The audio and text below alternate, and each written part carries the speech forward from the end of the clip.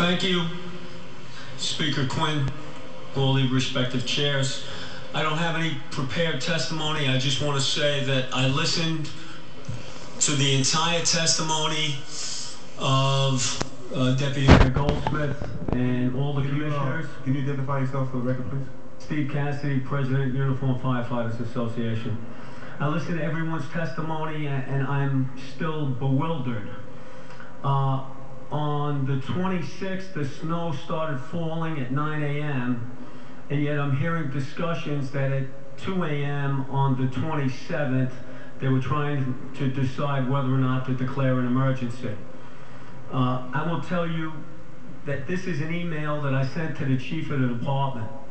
On the 26th, at 12 o'clock in the afternoon, Chief of the Department is Ed Kilduff. Ed, I'm hoping the department will increase staffing and at least put a 5th firefighter on every engine company for tonight's 6x9 and tomorrow's 9x6 shift. By all accounts, this storm will deliver well over a foot of snow over the next 24 hours with very high winds. As you know, this combination will increase our workload, decrease unit availability, and make fighting fires even more difficult and dangerous. Public safety and firefighter safety should come first. Please let me know what the department intends to do. Additionally, I would add that road conditions on Long Island are already terrible.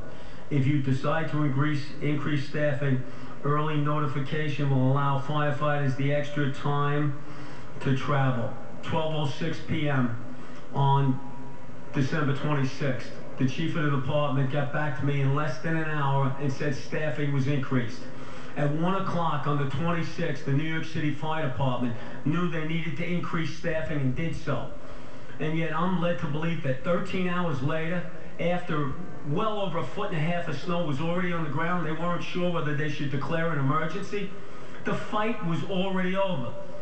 Harry Nispoli testified here that the fight was already over when his staff came in at 7 p.m. that night.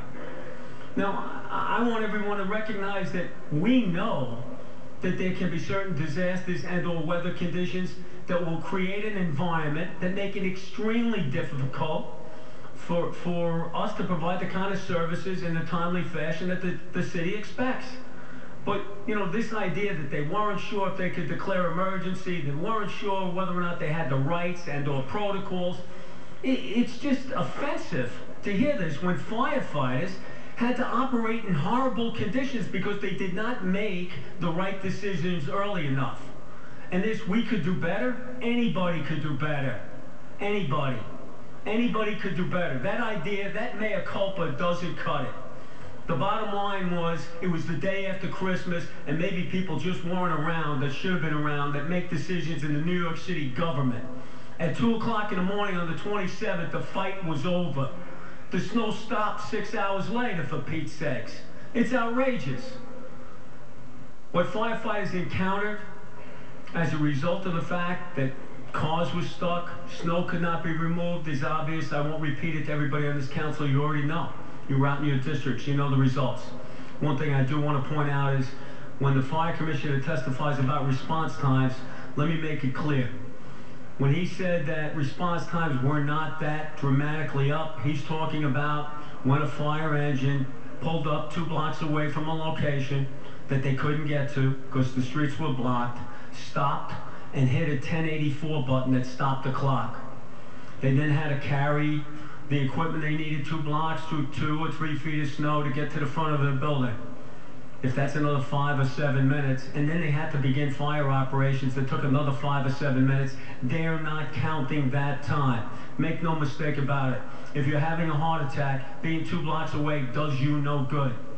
The system that the New York City Fire Department uses to record response times is deliberately misleading. It is so because they are going to use that statistic, those statistics, to close firehouses when this fight starts again.